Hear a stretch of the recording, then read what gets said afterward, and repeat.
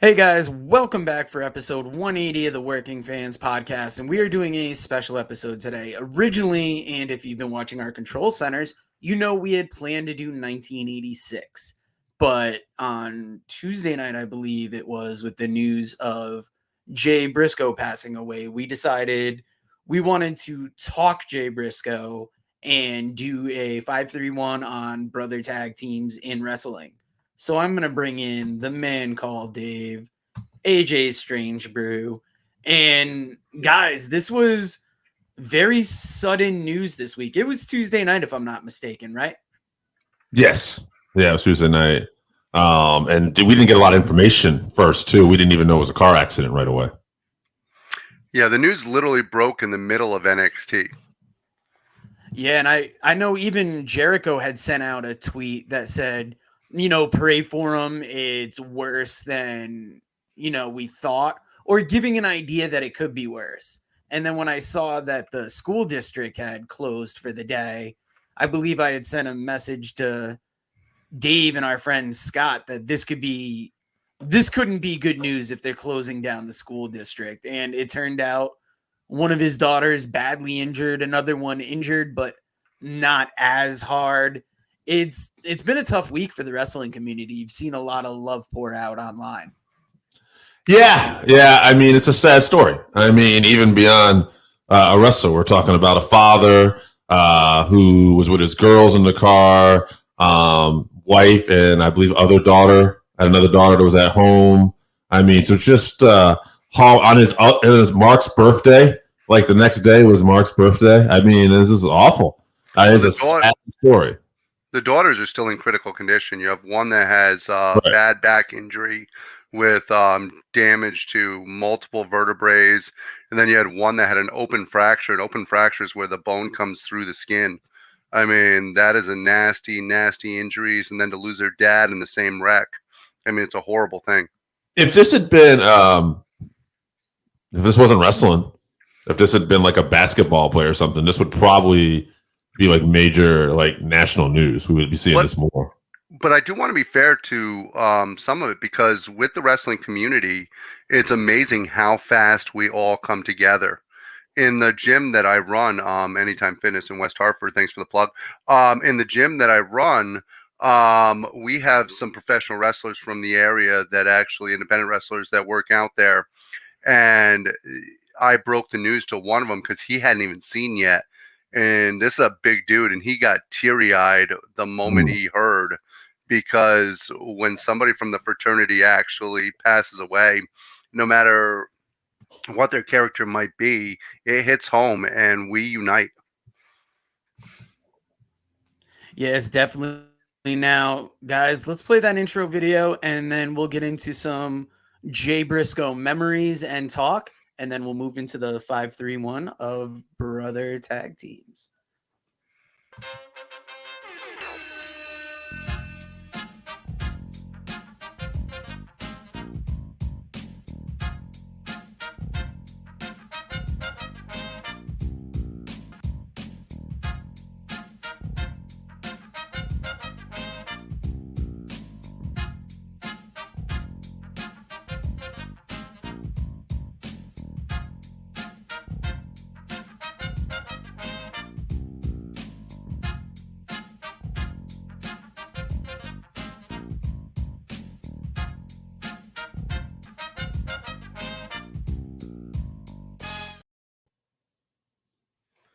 Yeah, this was really a tough loss to take this week, because I'd like to see what we said about the Briscoes 2023 on our last episode, because 2022 should have been a bigger year for them. I mean, they ranked third in the PWI tag team list, given that they weren't on TV. And I mean, I could only think that this year had all the potential for them to grow that much more. So, Dave, why don't you start off by telling us some of your favorite Jay Briscoe matches and memories? I mean, for me, it was this past year, honestly. Their feud with FTR brought them to another level in my eyes, really put them even more on the map. I remember the first battle they had, Joe was doing another recording for a different podcast, and he had to go upstairs, and he was pissed because he was going to miss the Briscoes FTR match. And I remember watching that with our mutual friend Scott, and just like fucking blown away at what I was watching, the atmosphere, the physicalness, and then seeing their second match live, like it was just insane.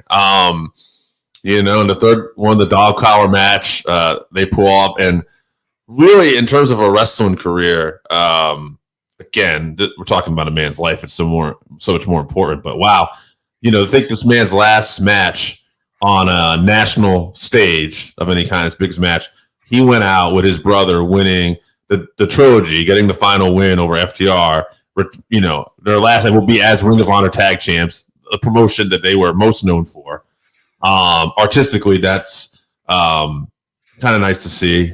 But yeah, you know, I mean, we're talking about just memories and stuff too, but I'd be remiss to think, like you said, these guys should be on a bigger stage. And I think it's another conversation worth having sometimes too, that here's a guy who said some things he shouldn't have said before, but apologized, made amends, and did more than made amends. Didn't just apologize, you know, actively in the gay community, you know, gay wrestlers, people that knew this man, putting their names on the line and vouching for this guy. And on top of that, it's been 10 years. Like, if anybody deserved another chance, I would say Jay Briscoe was right there. But, yeah, I would have to say, I don't know if AJ's going to probably agree with me with the FTR matches, because I think that's something we both talked about, but that really put him on the spot for me this year. Yeah, before we get to AJ, there's a tweet from Effie that said, Jay Briscoe showed me respect and love when everyone told me he wouldn't.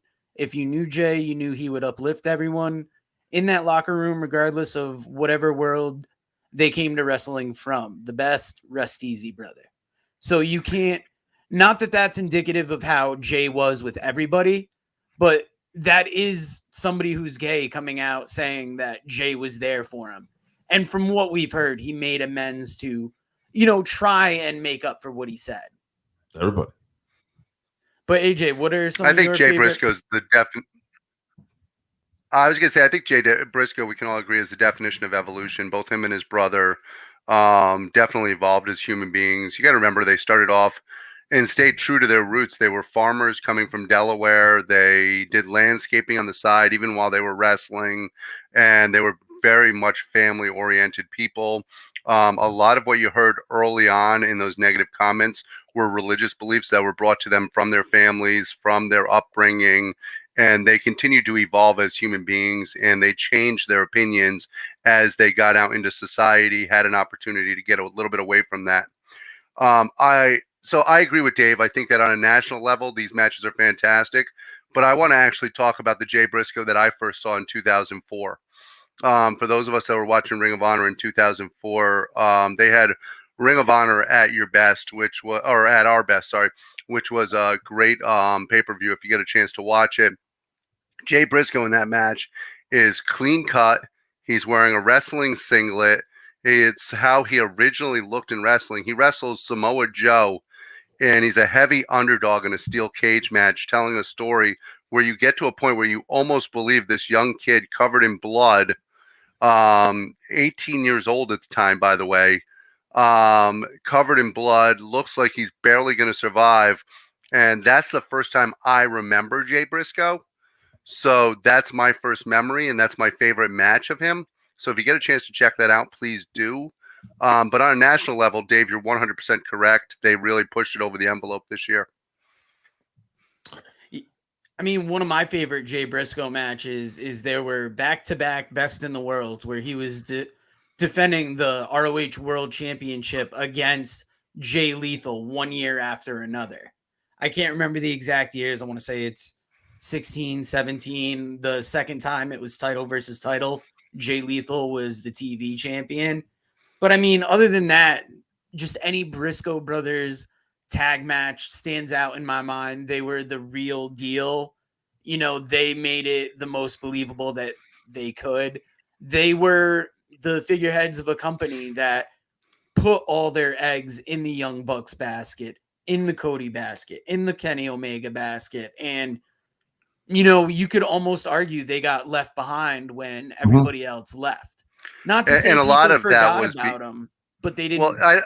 I don't think he was necessarily forgotten about. I think that it was because some of that negative press that they had gotten early on, that the national TVs, even this week, there's speculation out there that AEW wanted to do a tribute show Wednesday night to Jay Briscoe, and Warner Brothers said, we can't do that for this guy. But yeah, back to what I was saying. They were like the figureheads of a dying promotion that, when the Bucks came in, everybody got so focused on the Bucks, the Bullet Club. And while people like the Briscoes, they may have been like overshadowed by others coming in, and they stayed with Ring of Honor when the company was down and out. And I think a lot of us were hoping that they could give them another resurgence in 2023. So it'll be interesting to see where they can go forward from here. One quick story I read this weekend, and I'm going to paraphrase it a little bit because I don't have it in front of me, but it was a quote from Kevin Owens talking about how when he came to Ring of Honor and his first time working with Jay Briscoe, and he basically went up to him, because Jay was a respected veteran, and he said, "What do you want to do?" And go with a match. And he said, Jay never even met him before. First thing he goes, "Let's kill it. That's what we're going to do. Shit." And he said, and they did. And he said Jay and Mark did nothing but help put over two Canadian wrestlers trying to make it in that business at that time. And he said when he got to put the Ring of Honor title and do the honors for Jay, in front of Jay's family and everything who was there, because they would always be at the shows, at the big shows in Delaware and Baltimore. He said that that was his greatest moment in his independent wrestling career, and it still is. And he said he didn't get to really talk to Jay much since he went to WWE. He said I think he saw him once in the last whatever it's been since Kevin Owens has been in WWE. But he said basically he said he showed up to a house show at Delaware with his family, and it was like old times. They just never missed a beat. Well, I think it's also heartbreaking because we don't on a daily basis think about how quickly things can change. Yeah. Literally, a car jumped the medium and hit him head on in his Silverado. That's how quickly life and everything can change. And while we talk wrestling and we love wrestling, at the end of the day, a 38-year-old man, father of three, husband, a person, human being, passed away, and it's an absolute tragedy. Yes, and I'm going to share a story that former guest of the show, Stefan Richard, put up on his Facebook a day ago, and it says, "My Jay Briscoe story. One of the biggest compliments I've ever received in the wrestling business was the standing ovation that Kevy Chevy and I got from the locker room after our match with the Briscoes. But having it be the Briscoes, I figured that our match was just run-of-the-mill for the team that was crushing it in ROH Japan, on the indies, and everywhere else in between. Needless to say, it was a nice surprise when Jay, with a huge smile, walked into the back, hugged me with all he could. He looked at Chevy, and then he looked at both of us, and with such enthusiasm proclaimed, and it's just the compliment to get from them. And he says, when I tell you all the air left my body with relief that he and Mark were happy with the match, I was so happy that I could leave them with that impression that they didn't waste their time traveling so far for a bad match, or we weren't some untrained guys that would hurt them. And that meant the world to me." So former guest of the show sharing his interactions. No, yeah. And a ton of stories like that out this week too, where they were so given in the ring and constantly busting their ass, independent shows and stuff that they would go to, and they were booked a lot. Like, people don't understand, like, they were constantly working like independent dates for all kinds of companies and keeping busy. GCW. I don't know about you guys, but I'm a little upset that Chevy never told us that he teamed up and went against the Briscoes. Chevy-Rooney. I know. Well, guys, this hasn't been the easiest thing to talk about, I think, all being such fans of Jay. So I can't think of a better way to kind of leave it for right now. We have some kind of a tribute possibly working in the near future where we're hoping to bring you more Jay Briscoe stories. But we're thinking of him this week, and he was, a valuable part of wrestling. But yeah, you know how good I am at these transitions, so fuck it. Let's get to 5-3-1 brother tag teams. Yeah, I'd like to start actually, if that's all right. I want to just give my list. Yeah, all right. This I thought was going to be pretty easy, and then I started remembering the different brother tag teams out there, and I'm like, shit. First off, honorable mention, Brothers of Destruction, Kane and Undertaker. Absolutely were a dynasty and one of my favorite tag teams. Didn't quite make it. One other tag team, honorable mention. I'm sure they're probably going to get mentioned a few times here, but the Dudley Boys. Sorry. Got a little stuttering problem there. Shout out to my man Bubba Ray. But now, with the joke you're probably going to hear several times on these lists out of the way, although I'm sure Edge and Christian will probably make it too. I got my actual list, and I am going to give a couple teams here. I'm just going to put it tied at the 5th spot in no particular order, but the Hardys and Usos, because I could not imagine having a brothers tag team list but not having them on. The Briscoes, R.I.P, Mark and Jay Briscoe, I have on there. I'm more familiar to them than Jack and Jerry. The Bucks, because the Bucks, even though I'm not a huge Bucks fan, they revolutionized wrestling in a lot of ways and helped put AEW where it is. So, Harlem Heat, arguably one of the greatest tag teams in WCW history. When you don't count the Crockett Cup, the NWA era, the Crockett era, I could say probably definitely the greatest team in the Turner ran WCW. I was going to say, yeah, if you go WCW and not NWA, then absolutely. Yeah. But however, there is a team, there was a brother tag team that was part of that WCW and NWA. So I got to include them too, the Steiner brothers. Well, now that Dave listed off 13 teams for his top 5, I guess I'll do my list next. First, I'm going to go in a different direction because you guys are all going with best brother tag teams. And I want to go with some of the forgotten ones. The Cole twins. I remember, yeah. Yeah, the Mulkeys. Cool. How about the Batten brothers? Bart and Brett? Yes. But now that we've gotten those joke of tag teams out of the way, I agree with you. The Hardys obviously have got to be up there for brother tag teams. Harlem Heat's got to make your list for brother tag teams.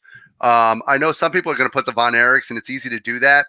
But which pair would actually be the brother tag team? And they were so synonymous with 6-man matches. Kerry, David, and I'm sorry, Kerry, David, and Kevin. Yeah, and they weren't really necessarily known for wrestling as actual pure tag teams. Yeah. I would go with the Lucha Brothers. I think that they deserve to make the list. I agree with you on the Bucks. And then I'm going to go with you. To me, the best brother tag team of all time. And no, not Kane and Undertaker. I'm going with the Steiner brothers. No Usos, though. Not very Usy. So I love the Usos. I think the Usos are definitely climbing that ladder. But the tag teams that we mentioned are ones that have had very long runs, whereas the Usos have come into their own over the last 2 years. Yeah, so since we're all starting off with our own list, I will start with mine. Jake Rule in the 6th spot. I got the Lucha Bros. I've got the Hardys, the Funks. I had to include the SAT on there. I got the Steiners in there, and I had to have the Briscoes, Jay and Mark. Joe, just for the record, too, you have Jake's St. John's list, right, this week? Because I had a text from him, but he said sent to you, so I just want to make sure. I do have to mention that if I had a Jake Rule, I would put the Briscoes on there. My reason why I didn't have the Briscoes on there is that even though they are one of the great tag teams, they didn't make it on the national level yet like those other teams, and they were really breaking out this year, so I didn't think it was fair, even though obviously we're going to miss them. It wasn't fair for me to put them on the list yet. So, Dave, to answer your question, one of you guys will have Jake St. John's list. I was going to say, I guess it would be AJ. All right. Well, we'll find out as we go on. If not, I will not let him. All right, let's go on to the next list. All right, I guess I'll start since I was the starter. First person on my list, former guest of the show, Evan Ginsberg. AJ, make sure to keep track of the list too as we go. Oh yeah, keep some of this. Yeah.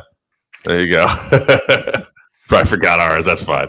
All right, we got the Funks, Terry and Hoss. A little WWF joke there, remember? But we got the Briscoe Brothers, Jack and Jerry, the Steiner Brothers, the Briscoes from Ring of Honor, and this might be one of the few times they get mentioned, the Tullis Brothers. So Evan Ginsberg coming out there. Should I keep track of the Tullis Brothers? No, absolutely not. Here, we're gonna give you another classic tag team because Raymond Asher from the Mothership Facebook group has the Von Erichs. Mm-hmm. And if they don't specify Marshall and Ross, I'm gonna assume Kevin and Carey. Yeah. They've got Afa and Sika. They've got the Vashans. They've got the Funks, and they've got the Steiner Brothers. Steiners. Maybe keep an eye on the Funks too, AJ. Yeah, right now the Steiners are leading the way. They've been on everybody's list so far. You've got the Briscoes have been on every list but one. That's unfortunately that's mine. And then the Funks have actually made it onto 4 of them also. And then Harlem Heat. Yeah. I mean 3 of them, sorry for the Funks. And then 4 for Harlem Heat so far. So okay. Well, we'll see. What else do you got, AJ? I've got Rob Dreary coming up first. Sorry, I'm going back and forth between my list and my list on the phone. It's been a while since we make it like this. So. Yeah, Rob Drury. He's got the Hardys, who are also up at the top of that list there. The Lucha Brothers coming in again. The Usos coming in again. The Von Erichs and the Bucks. Actually, the Bucks. I keep track of the Hardys too. Yeah, the Bucks, the Hardys. We're going to have a lot of them that are going to be in double digits at this rate. So yeah. I got John White. He's got the Hardys, the Von Erichs, second one from Von Erichs, the Steiner Brothers, the Briscoes, and the Lucha Bros. Another solid list. I mean, I've got TJ Zenos from the Mothership Facebook group. He's got the Briscoes, Mark and Jay. He's got David and Kevin Von Erich. Oh, there He's you go. got the New Wild Samoans. He's got Jack and Jerry Briscoe. And then he has to have the Steiner Brothers with that top spot. Steiner boys. all right, I've got David White. He's got the Steiners also. The Hardys also. Harlem Heat. He's playing off on Dave's joke, the Dudleys. Yes. And he's got an even better joke than Dave's. He's got the Mega Powers because Hogan called everyone brother. Brother. Oh, yeah, brother. I don't look for us to see the Mega Powers often on here. I got Kenny Color.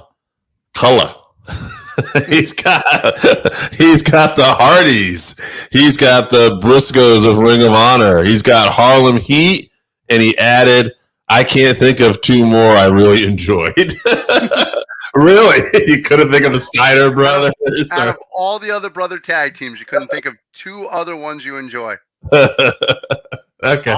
I'll drop the same joke on you that I dropped on some guys on Facebook because I dropped this in a couple groups and they gave me a list of just their favorite tag teams. Now, former guest of the show, I couldn't use Chris Zauha's list, but he did have Harlem Heat on his list. So I go, well, technically you did have one brother tag team. Yes, you AJ, did. what's the next list you got?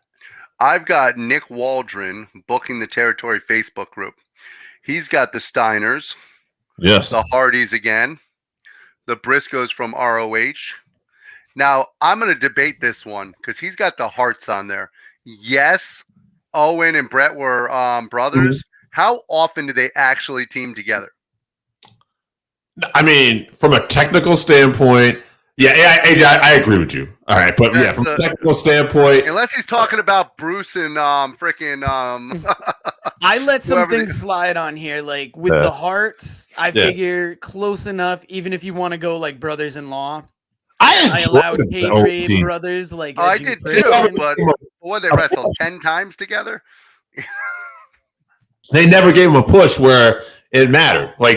But I mean, there's a match on one of the old Coliseum videos. It's Brett and Owen versus the Steiner Brothers. Totally worth checking out. Which is absolutely incredible. Yeah. Oh, and then he has the other Briscoes. So another one for the other Briscoes. Other Briscoes. All right. I got Ryan Damon from the Mothership Facebook group. He's got the Steiners. I don't know why I have to say it that way. Harlem Heat, And this is one we haven't heard yet. The Rougeau brothers, Jacques and Ramon. I'll tell you what, I'm a little upset that I didn't actually think of that because the Rougeaus were a fantastic team and Absolutely. all-American boys. All-American boys. He says too young for the Funks, but they're on there. They're on my list. And then he has Edge and Christian. Edge and Christian, kayfabe, brother. Kayfabe. Now, I will bring you my brother's list next because he has the Steiner brothers. He's got the Rougeau brothers. He's got the Hardys. He's got the Bucks. And he's got Jay and Mark. So just to give you guys a little count so far and show you how close this is, the Steiners have only not been on one list. So they're actually on 12 different lists. We got 12 for them. The Briscoes have actually only not been on 2 lists, so they've actually got 10. The Hardys have 11. So it is up there. Harlem Heat's got 9. You've got everybody's got a shitload here. That's what I like to see. All right. So who just went here? I'm sorry. I just went. So AJ, I believe it's me up next.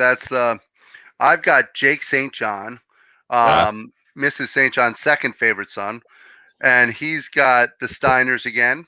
Yep. The Briscoes from ROH, the Hardys, Harlem Heat, the Young Bucks get another vote, and then Jake Rule in full effect. We've got the Wild Samoans. He here will be at Raw this week. Oh, I hope so. He also told me, because he sent me a list too, the same thing. He said, I'm sure I missed a ton. He said the original Briscoes, the Funks. He said, I did shoot. He said, that's why he said the Beverly Brothers and the Brothers of Destruction are not my list. I just want to say we're talking kayfabe teams. No one mentioned the Beverly Brothers yet. So, yeah. What was it? I actually talked to Jake the night that Jake, he's heartbroken because he was messaging me back and forth, and we just kept talking about how, one, it connects to us because we have brothers, and two, just being such fans of that team, it hit us twice as hard because we were such fans and it was so sudden. Yeah, me and Dave didn't have a chance to have brothers. Oh, wait. I have brother. I have a brother. Shout out, Bob. You ever see this? I got Travis Jones. I like that name. I don't know why. Mothership Facebook group. Shout out Travis Jones. He's got the Hardys. He's got the Briscoes from Ring of Honor. He's got the Lucha Bros. And then, of course, he's going to finish it off with Edge and Christian and Kane and Taker. So no Steiner on that list. There you go. No, so we're going to maybe even up some odds here. Yeah. That's surprising. Well, the next list I got for you, Mike Mizia of the Mothership Facebook group, and he gave us a 2-for-1 list. He's got most accomplished, Harlem Heat, Funks, Hardys, Briscoes, Steiners. Damn right. Favorite, though, Samoan SWAT Team, Kerry and Kevin, Headhunters, Lucha Brothers, and Briscoes. Jay and Mark. I would take his most accomplished list there. I think we have to go with the most accomplished. That's his better list. We're both good, though. Yeah. And then it should be AJ's turn. Yes, Actually, Daniel I'll throw Backley you one from- extra list because Julian Blanchette only had Steiners, Hardys, and Hart Foundation. Heart Foundation. brother-in-law. Not a wrestling fan, but everybody wanted to get in on this one. Absolutely. That's all right. Hey, congrats. Thank you. Hey, Daniel Backley from Cage My IQ, which is a fantastic program you should all listen to. He's got the Gorillas of Destiny. There's a good one for you. The Briscoes from ROH, the Steiners, the Brothers of Destruction, and the Hardy Boys. Awesome list. A lot of similar names at the top there. I got Albert Bettis. Don't forget the super bitch from the Mothership Facebook group. He's got the Briscoe Brothers from Ring of Honor, the Steiner Brothers, and the Briscoe Brothers. Jack and Jerry also on his list. He's got the Funks. And then, kind of surprising because he's got all these old school guys, he's also got the Von Erichs, Ross, and Marshall. So Albert Bettis, he's got quite the palette when it comes to wrestling. Well, we love the Von Erichs, the current ones, Ross and Marshall. We were fans of the originals also, but we do love the Von Erichs. Ross and Marshall wrestled the Briscoes at Ric Flair's last match as well. They did? Yeah. What a year. I mean, they had last year, too. I mean, they won the Crockett Cup, if I remember correctly. They were the Impact Tag Team Champions for the first time. And then the trilogy, of course, with FTR. And they were on Ric Flair's last show, too. I think at some point we should actually make a list of all the people that Ric Flair shouldn't have outlived. Oh, my God, yeah. Jeez. Or Abdullah. Yeah, how is Abdullah still alive? Crazy. Poster child for diabetes. Mm-hmm. Now, who do you got for a list next, AJ? I've got Mark Stoltz. He is from the Mothership Facebook group. He's got the Steiners. We've got the original Briscoes, the Wild Samoans, the Ring of Honor Briscoes, and then the Funks. Nice. It's wild, like how many similar names we're getting. Like the final vote count has to be. We are over 20 on both the Steiners, the Hardys, and on all three of the Briscoes. Briscoes ROH. Now, in case you're wondering, old school Briscoes are actually at 17, so they're doing pretty good. Also, where's Harlem Heat at? They got to be. Harlem Heat actually has fallen off a little bit from the list, but they are up at 16 with the Briscoes. So, well, here's my final list. Nate Weems from Booking the Territory Facebook group. Harlem Heat, the Steiner Brothers, the Dudleys, kayfabe brother, the Funks, and the Hardys. So, yeah, because he didn't have the Briscoes, that does break the tie. The Hardys and the Steiners have now taken the lead at 23 each, and then the Briscoes are at 22. All right, and then, Joe, you got another one?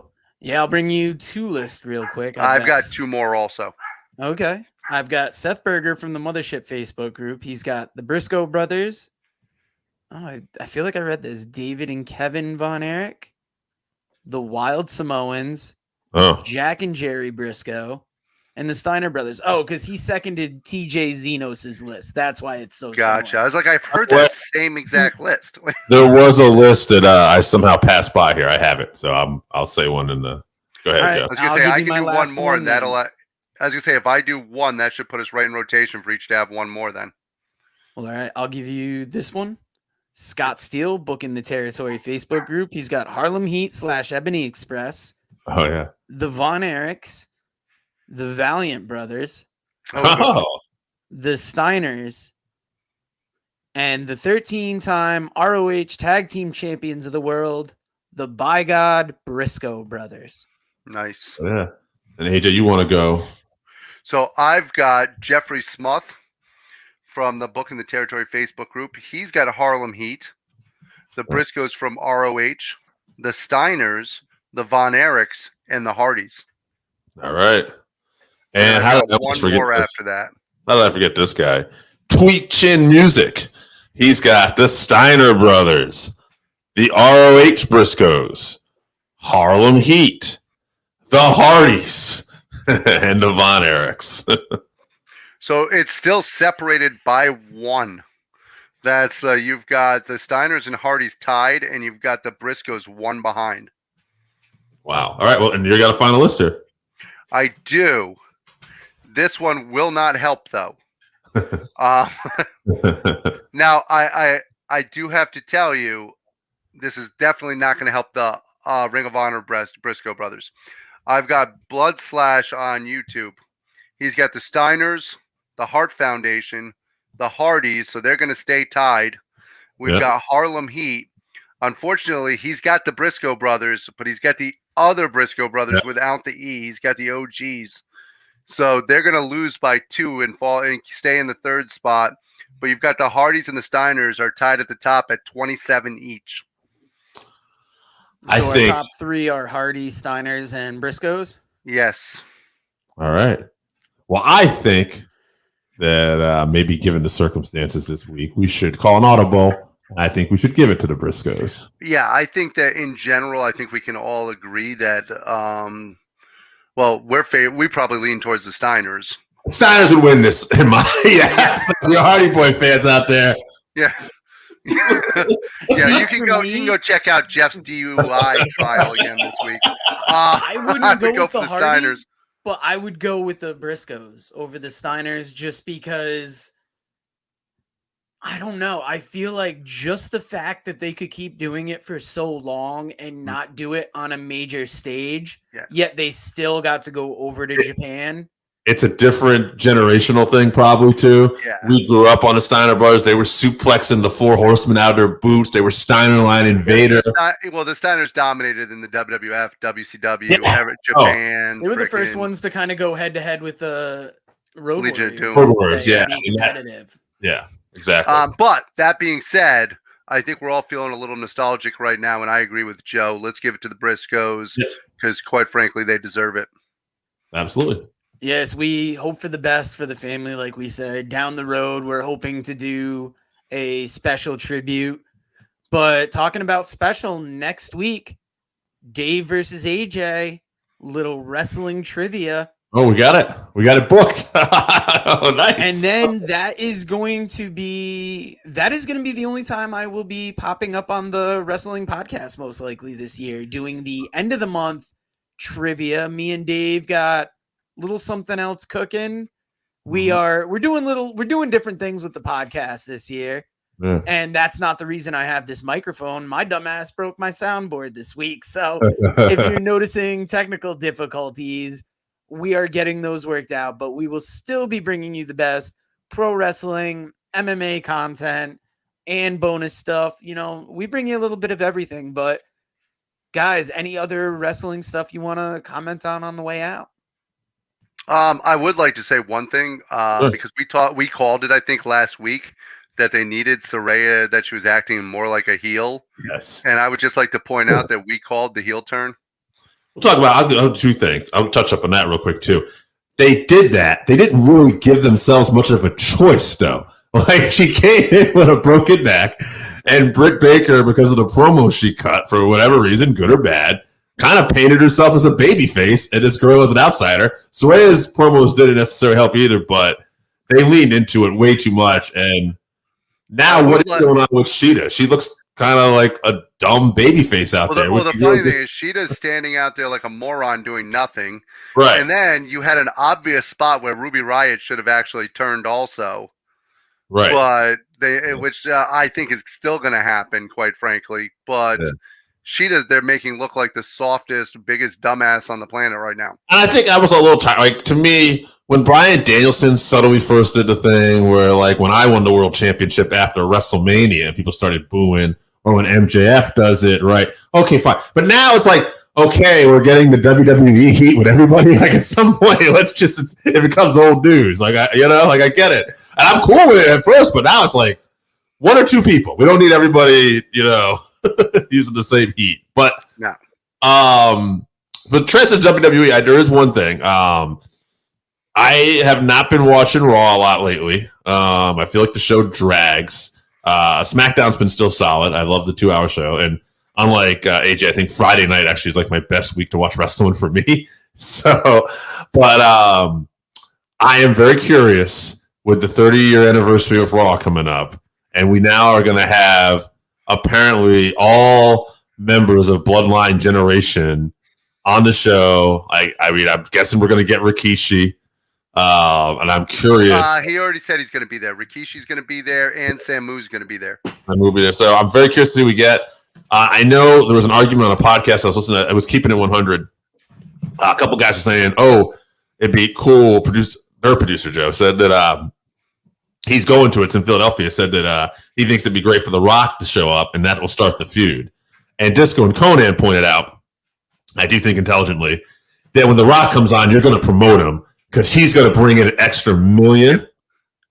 You might want to start I'm thinking the same thing you are. If you're going to start a feud, a good way to also do it is for The Rock to be the only person from the Bloodline who's not there.